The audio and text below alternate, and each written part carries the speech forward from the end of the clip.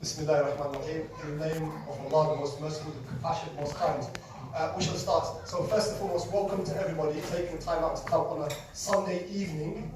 It's quite a difficult time to come, so I have a lot of respect and a lot of gratitude for everyone who has taken the time to come. Just to go through some formalities. So in case of a fire, the fire exits are just out through there. There's a fire exit through the washing area and the side door there. And of course, this is a very good one, which I'm sure we'll probably make haste towards. In the event anyone is feeling unwell, we have a first aid kit, and I think we have like 6 or 7 doctors. So you're in good hands. You've got ENT surgeons, you've got orthopedics, you've got A&E, you've got a core medical trainee, all there. So that being said, that's there. So thank you very much for coming. Today, the presentation that we have for you guys is really just to give you guys a bit of insight, to share something that us as Muslims will do. It's part of our religion, and it's the third pillar of Islam, and this is fasting, in Arabic, Sawm. The fasting is a virtue in Islam. It's not specific to the Muslims. You find fasting also in Christianity, in the faith, and in Judaism, and other forms of Far Eastern types of religions. So, Brother Abdul Salah, who is a lecturer in Exeter University, will give us a bit of an insight into the Muslim fasting. And then what we'll do after the 10 to 15 minute presentation, we can open the floor to questions. Feel free to ask on the topic, and after that, anything around the topic that might be of interest, and we'll try our best to answer those questions for you. Is that okay? Yeah? Thank you very much.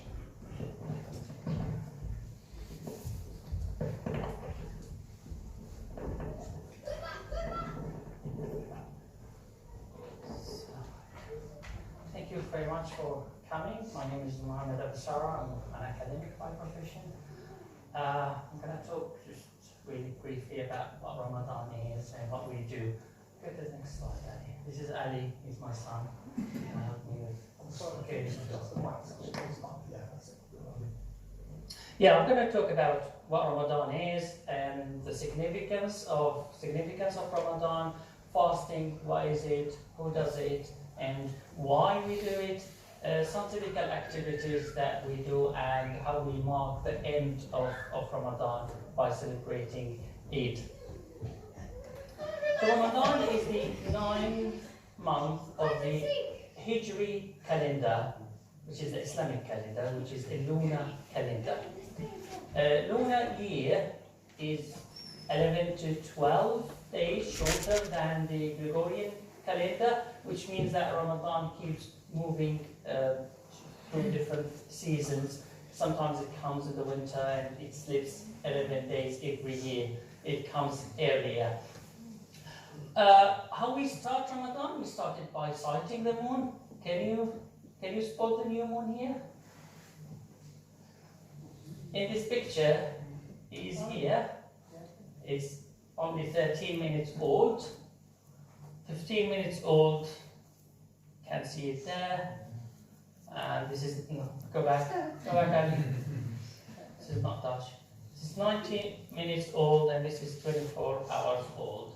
So it's sometimes quite tricky to see it, especially if it's going to appear only for a few minutes.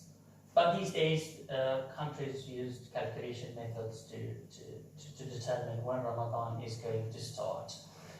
The significance of Ramadan, it all comes to the Quran, because Quran was revealed in that month, and we call it the month of the Quran. Yes, people call it the month of fasting, but actually it was that significant because Ramadan, because the Quran was revealed in it. It is the fasting Ramadan is the 4th of 5 pillars of Islam. The 5 pillars, for those who don't know them, are the declaration of faith, daily prayers, 5 prayers, the charity of zakah, what we call purification of wealth. We pay 22.5% of our annual saving to the poor every year. Fasting, Ramadan is the 4th pillars of Islam, and the fifth pillar is pilgrimage or Hajj to Mecca. Next slide. So the Quran was revealed during the month of Ramadan. It was revealed in a night that we call it Laylatul Qadr. The exact translation is the night of destiny. It's a night in the 10th, within the 10 last nights of Ramadan. People think that it is the 27th night of Ramadan, so that night has got a very special, it's very special for Muslims. Doing good deeds in that, or worship during that night, is as if you've been worshipping for 11 or 1,000 nights or 81 years. So it is very, very special. What does fasting mean? Fasting, we abstain from food, drinks, or having any sexual relationships. It begins at the break of dawn and it ends at sunset. Spiritual aspects, we try to refrain from foul language, vain talks, hardcore behavior. We should abstain from these all the time, but it is a training that it's more special to abstain from these during Ramadan. So today, dawn was about 3:30 in the morning, and sunset will be about 5 minutes past 9. People always ask this question: what people do if they live in the pole, North Pole, or South Pole, because there isn't a distinguishable. Nights and days can't be distinguishable. So Muslims can, if fasting becomes more than 20 hours, Muslims can follow the schedule of the closest country to them or their original country. But this happens when fasting becomes more than or longer than 20 hours. Here in Oslo, it can be 20 hours. Alaska 19 hours, and in Iceland it can be 22 and a half hours. That's quite long, really. When we fast, the primary objective of fasting is to gain what we call taqwa, which is God consciousness. God consciousness means that to fear God, be watchful to God for whatever you do. Taqwa comes from Arabic word of wiqaya, which means prevention or protection. Prevent yourself from hellfire, prevent yourself from evils, all sorts of evils. So this is the main objective why we fast.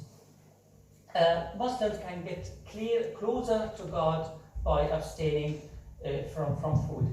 So other spiritual benefits include increase the faith, purification of heart and soul, especially during the year. Our hearts can get hard because of rust, because of all spiritual diseases, and it's an opportunity for us to soften our hearts, to experience the hardship that poor and hungry people experience all the year. And that should really lead to our hearts to be softened. There are some other physical benefits. I think there are many research work that prove that fast is good for your health. It can lower blood pressure, cholesterol, blood sugar, and improve strength and endurance, self-discipline, and by physical abstention. Who should fast? All Muslims should fast, except children, unhealthy adults, mentally or physically, adults traveling long distances, women who are menstruation or in post-child care, or pregnant or breastfeeding. They are exempt from fasting. Some typical activities during Ramadan. First is what we call suhoor, which is the first meal that we have just before dawn. It's very light meal normally. Iftar, which is the breaking of the fast, which is at sunset. Normally have lots of social gatherings, visiting relatives, sharing foods with neighbors, friends, and with the poor. Recitation of the Quran, because this is the month of the Quran, so we try to recite and reflect on the Quran. We have two types of prayers, one called Taraweeh and one called Qiyam. Taraweeh is an early, both of them are optional, but one is at early night and one late at night. We mark the end of Ramadan by celebrating Eid after either 29 or 30 days of fasting, depends on the citation of the moon. And during the Eid, we do an early prayer in the morning, visiting families, friends, neighbors, sick, elderly, and enjoying festive meals and gift giving, especially to children. And the greeting on Eid is Eid Mubarak. And I think that's it. Thank you for coming to share Ramadan with us. And if you have any questions, I'll be happy to answer them. And my brother City is also happy to answer any questions that you might have.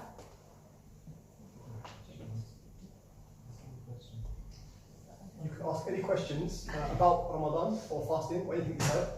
Alternatively, any question at all about the practices of Muslims in terms of just basic activities, or even asking how we feel about it, and when we maybe asking. I mean, I don't mind being asked personal questions like, what age did I start fasting, or how did I first feel about it? How does it affect my work?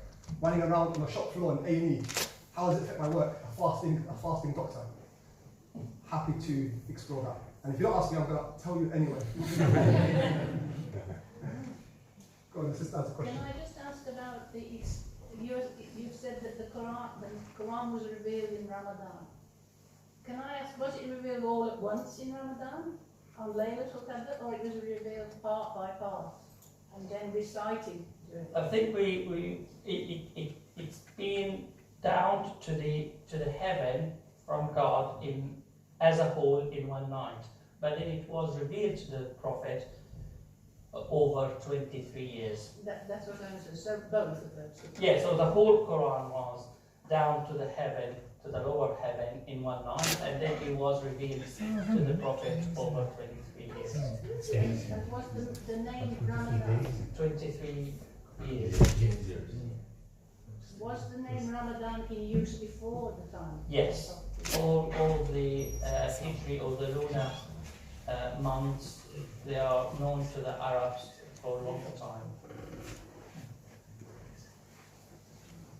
Tonight you'll break the fast at about 9:05. You'll have your early meal in the morning at just before 3:30. How do you manage to do that and work during the day? And I pray night prayer as well. Yeah, I'll tell you why. If a person told me prior to Ramadan that I'll be fasting such a long number of hours, I would probably cry. But you find that it's very much a case of mind over matter. And Muslims, we anticipate Ramadan. So there's a lot of mental preparation that goes on the background and in the run-up to Ramadan. So you prepare yourself. The first few days, honest truth, it gets tough and you feel tired. And towards the end of your shift, you start flagging a little bit. The great thing is that Islam offers Muslims a safety net. And there is a principle in Islam that Allah wants for you, I'll quote it out and then I'll translate, al-yusra wa la yuridul usra. That God wants for you as Muslims ease and does not want for you hardship. So that's a principle in Islam. But then how does that work in the context of fasting such long hours? If I start to feel really low and we're getting to a dangerous point where I'm treating patients and they need me to be on the wall, then Islam allows me to break my fast. It's permissible. I haven't sinned. If anything, I have got the reward of the fasting because my intention was to fast, and it's a win-win scenario. So as a Muslim doctor, I always have Lucozade tablets in my pocket. In the emergency, break glass emergency, I start to fatigue a bit, and I will take one. We're now halfway in Ramadan, day 13. We are now 13 days in. Yeah, day 13. And I've never had to open the packet of Lucozade tablets yet. But it's still there in that pocket. If anything, I actually feel much more sharpened. Very much like the feeling of a person who eats a bit too much and feels drowsy. So I feel that actually I'm much more on the game and on the ball. And I feel much more, I feel that I have more energy. Believe it or not, I had a shift today, I then went to the gym, then I came here.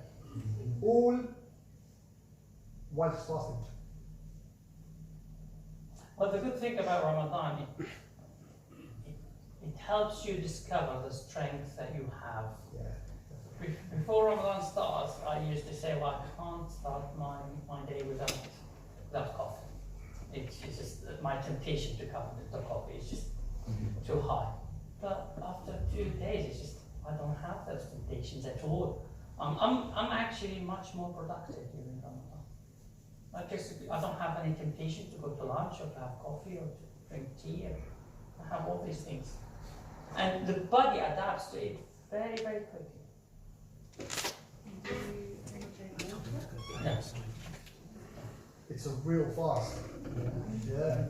It's a real fast in that, in the Catholic religion you have Lent. But Lent might pertain to certain ingredients. You would eat a certain item of food, but eat everything else. This is a fast. This is a very much a prophetic fast. So you find that fasting is an act of worship which was done by all the prophets. The Jews will tell you that, the Christians will tell you that, Muslims would also support that as well. All the prophets have to do this fasting. And the point of fasting is not hunger. God says it in the Quran, God does not need your hunger or your thirst. How is my hunger my first benefit or elevate God's status? God is He's already all knowing and most powerful. It allows you to accomplish something. If I'm able to suppress something so basic as an essential thing as food and drink, then I can quit everything else. I can quit smoking, doing, having foul speech or bad mannerisms, or not being charitable. Muslims, as a result of fasting, are probably one of the most, if not the most, charitable people on earth. Why? Because of fasting. Because at 9:05, we will always remember something, and that is, we have food now to break our fast. Whereas 1/3, or nearly 1/3 of the population in Africa and Asia, they are fasting without option, and when it comes to sunset, guess what? It's kind of fasting and sleep. They sleep just to deal with the pains of hunger. That makes Muslims not be attached to this life. We're not attached. If I'm wealthy or if I'm poor, in reality, it makes no difference. For us Muslims, wealth is a means to an end. That's all it is. It's not something that will give us joy or happiness. At all. So, how this is achieved, one of the main ways is through fasting. Does that make sense? Yes, yes, because I have experienced it and done it kind of stuff way back in my youth. And I can remember, what you described, Yeah. the feelings that I had, yeah, definitely. Anyway, I should have a question. I'll ask away, fire away, as soon as it comes, don't worry. Okay. Are there any experiences of Muslims here that maybe the Muslims want to share? Yeah, just to add to the more answer to the gentleman who asked about how can we do it, starting fasting from very early morning to end and work. It comes with experience as well and determination. For me, as a surgeon, actually, use a microscope to operate. I have no issue with that. We do clinics, we do operations, we work as normal. You do feel at the end of the day, like this hour, a little bit weak. Obviously, we don't work with microscope now, but it is possible. It's not impossible. I mean, many people, they think, how come you can't even drink water? because people, they always have a bottle of water all the time while they walk, and we've been advised to drink lots of water during the day. But it is not impossible. It can be done. It's not even children they do it because of their choice, but it is something can be done. And as people say, I feel really healthy and focused and determined. I can work more during the day at work because I don't go to lunch. I don't drink coffee. I have more time for my patients, and it is fine. Yeah, absolutely fine. Well, sorry, you're a lecturer. How do you feel about fasting while lecturing? And also, how do you deal with like people? Everyone's on lunch break, and then there's you. Do you go to the cafeteria? Do you sit there? No, I don't go to the cafeteria, but I really don't mind people think that, oh, we don't want to have lunch in front of you. We don't care at all. People drink or having lunch in front of me. It's nothing issues at all. I really don't mind. Ali, do you mind? Yeah, That's cool. You've been Ali lunch, being. I sit with my friends and I don't feel hungry at all. Ali started when he was 7. It was his choice, and actually it was during the summer. The longest Ramadan was 2 years ago, I think. Yeah. And yeah. Yes, it was to do with inequality, and you're saying about wealth. I do have a problem with that myself. So, I believe that we should have a fair society. Fair enough, yeah. And I find I do get quite angry now about, like now there's so many big, fast, expensive cars driving around, Sure. and yeah, it does get to me. And I don't know if fasting would help me with that myself, but I Yeah. and the fact that, I mean, I'm always saying to my grandchildren, like, when you haven't eaten something, some people haven't had anything to eat for a Oh, yeah, week, absolutely, but absolutely. I don't know quite how I can deal with it, because it does make me angry. Yeah. I think a lot of people share your point of view. Islam doesn't see wealth as something evil. If I've worked hard for my wealth, there's nothing wrong of in enjoying that. Islam, however, does denounce inequalities, and this is why the Islamic religion is, as the brother said in the fight, is the third pillar of Islam was az-zakat, charity. Literally meaning Arabic purification. You purify wealth by giving a measly amount of 2.5%. Believe it or not, if 2.5% of our wealth was given, then we would not have a problem of poverty the world over. And the reality is 70%, and I read this in the Economist. Oh, there's something upstairs. Yeah, so as we know, a statistical fact is that 70% of the world's resources is hoarded by 20% of fat cats, if you like, right? Choice of the worst term, I suppose. Yeah. So Islam addresses that by saying, look, don't attach yourself too much to wealth. Rather, be a person who's willing to give from your wealth and be charitable.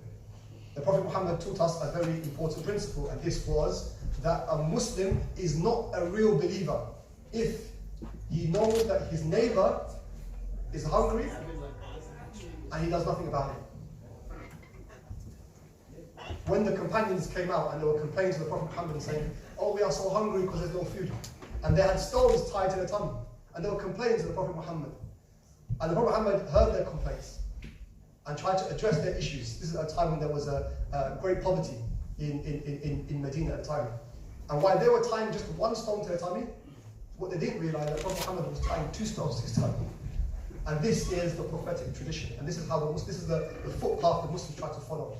Be people who are able to be disciplined and principled, and at the same time, you're able to give up certain things which we might develop attachments for. So giving up from your wealth, giving charity, providing for your community, just basically having a look with your neighbours, making sure they're okay, particularly if they're elderly. We have a massive issue, I believe in Cornwall, I was watching this on the southwest, about food banks. People just, who are on universal credit, right? I think there's an initiative which has No, we're doing collection which right now. Which we're doing. We're collecting like food items for food bank. So this is all. It's not even Islamic. It's just a human thing to do. It really should be a human thing to do. Yeah. Okay. Any other questions? Of course, please. So I missed the presentation, but what you may have mentioned, what's the connection between fasting and prayer? Fasting and prayer. The connection between the two. Yeah, it's just All right. because that is a connection which I think Yeah. is important, isn't it? Oh, absolutely. Yeah. So both are worship, first and foremost. Both we do for Allah's sake. But there is a slight difference. Yes, worship is something which is has a great and lofty status. Allah says that, you know, say that my prayer and my charity is for Allah and my life is for Allah. I do these things for Allah's sake. You want to please God, so you do these acts of charity, these acts of worship, rather. Fasting, however, has a particular elevation above many other acts of worship. And that is fasting. No one knows if you're fasting. Whereas if I'm worshipping, I can sometimes worship for God's sake, and then when I see others, I start to perfect my prayer. Ego becomes involved. And then that action of worship becomes corrupted. Fasting, however, the only person who knows you're fasting is God. So it's a very sincere act. So that's what I would say is a relationship, but also a connection. Is there anything else I could add to that? You sure? You sure you're not just saying that out of hunger? All right. No, just God said in that every act of worship is for the person himself. Apart from fasting, it's for me and I will reward for it. It's really, really high level.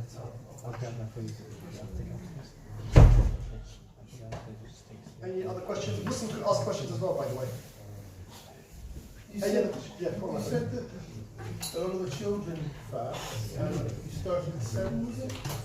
And how supportive of the schools in terms of helping?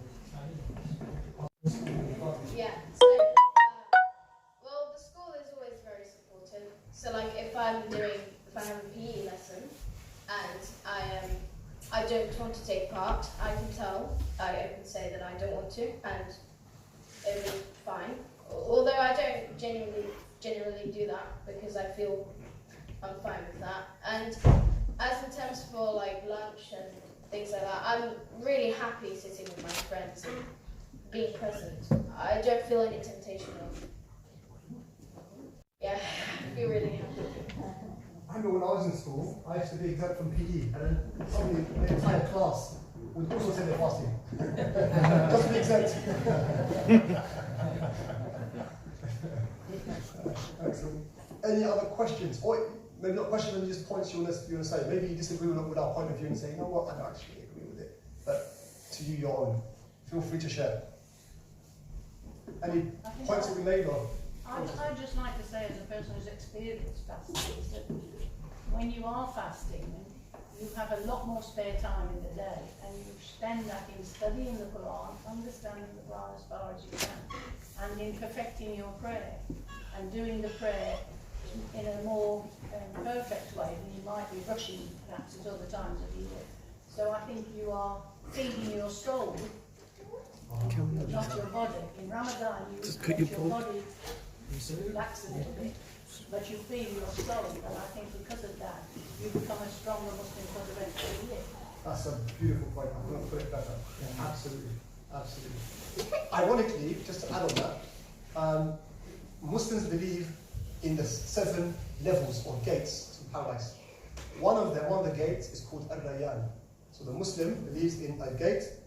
This gate is the gate of paradise. It's called Ar-Rayyan. Arabic word Ar-Rayyan. Ar-Rayyan, if you had to translate it, is the gushing of water. The gushing of water. And who enters through this gate? It's people who prevented water entering their mouths in the time of fasting. So you prevent yourself from drinking, only to go through this door named after the gushing of water. And again, it's correct what the sister said, it's denying yourself the nutrition through the body but increasing the nutrition of your soul as well. There was a point that was made earlier, which I said I'll pick up on. It was the benefits of fasting from a medical point of view. So we all know that fasting is beneficial from a physical point of view. The only time we give our body, our digestive system, a relaxation is during fasting. Outside of that, it's always working. Even when you're sleeping, it's always working. Fasting is also proven to be one of the best ways of losing weight.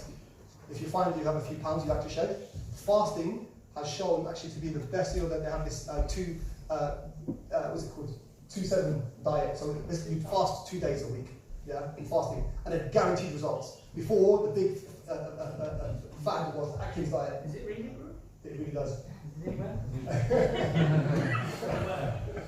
No, you've got to make your fast on the right stuff, though, I suppose.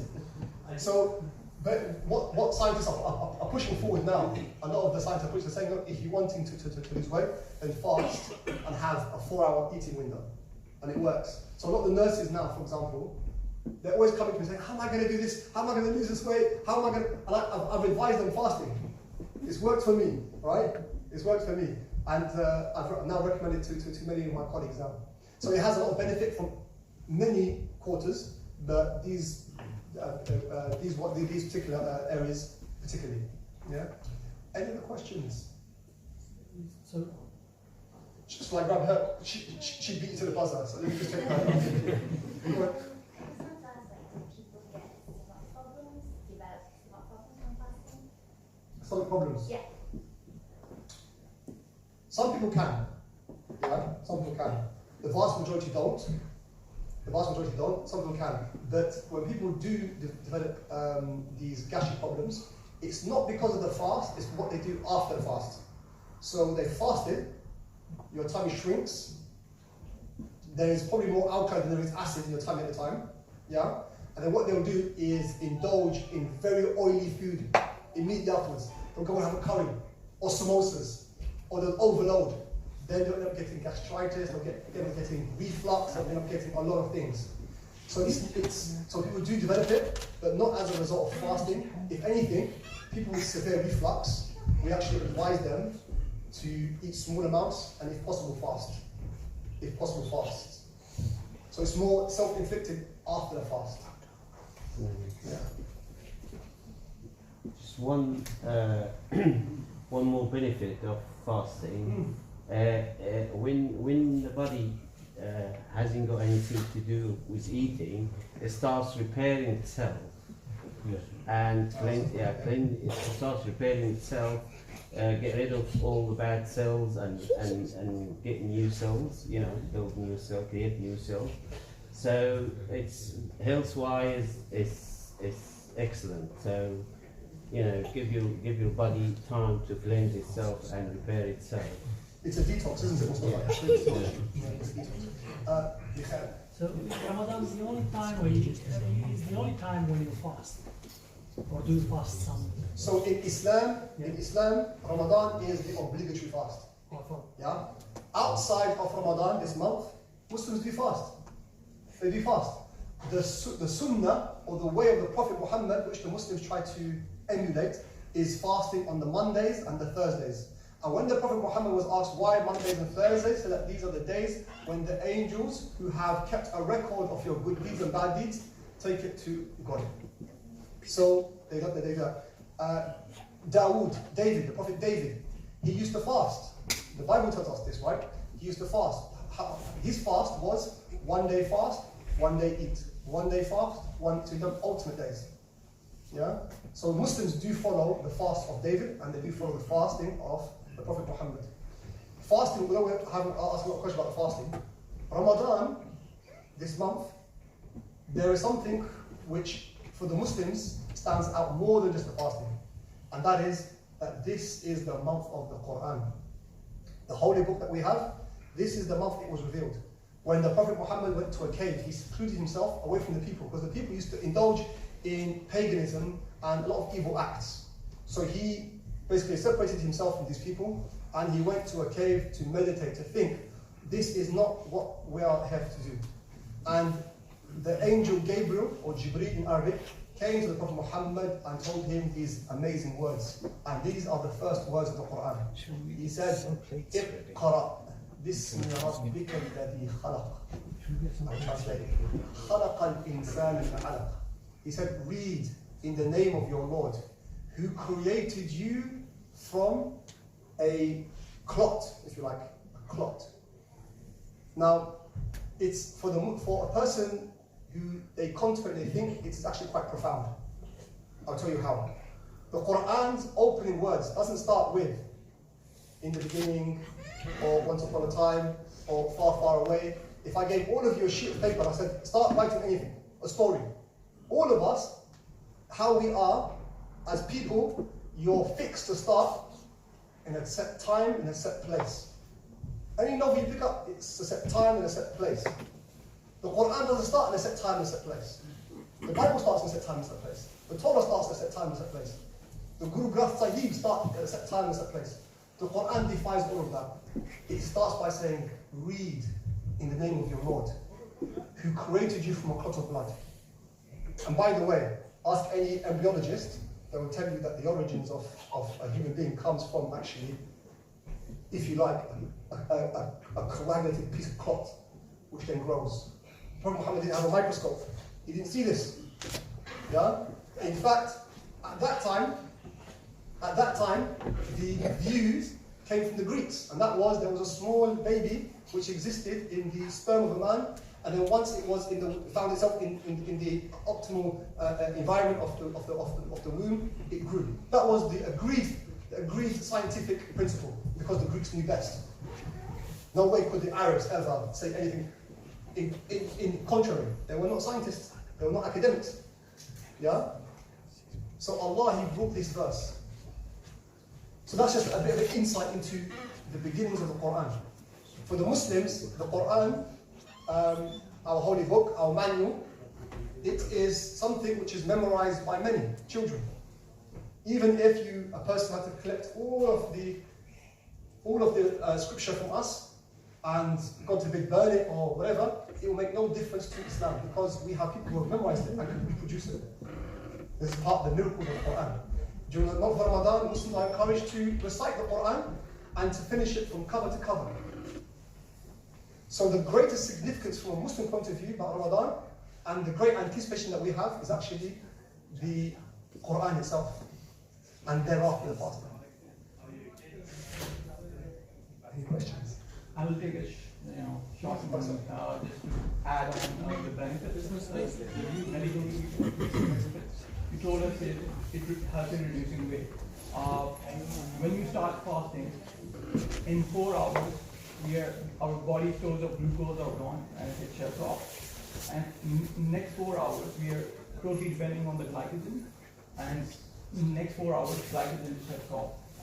So after 8 hours, a normal average person gets into the lactic of the fat. So in the fasting time, after 8 to 10 hours, we are totally depending on body fats. We are burning them, whatever we are doing, we are burning our fats.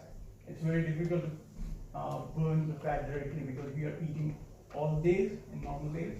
So this is the best way to lose weight. And in addition to that, the body cells, which are cancerous, in the patient with cancers, they feed on the glucose actually.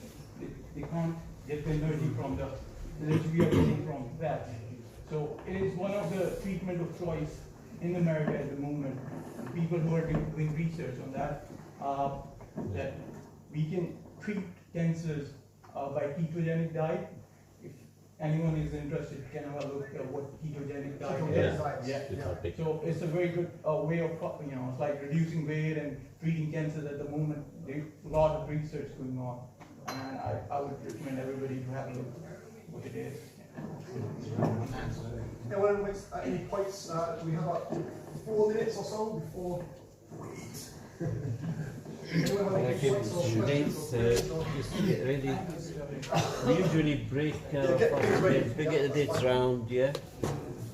You guys All right, just I'm take- gonna, I think we'll close it, rest it around, so we can still intermingle and talk and have small group discussions, no problem. What we're gonna do, because it's, the time is coming very close for us to break the fast, and of course you guys are our guests, so we want you guys to join us, okay? We're gonna pass around some dates. Feel free to help yourselves. Thank you so very much, and we look forward to having one-to-one discussions.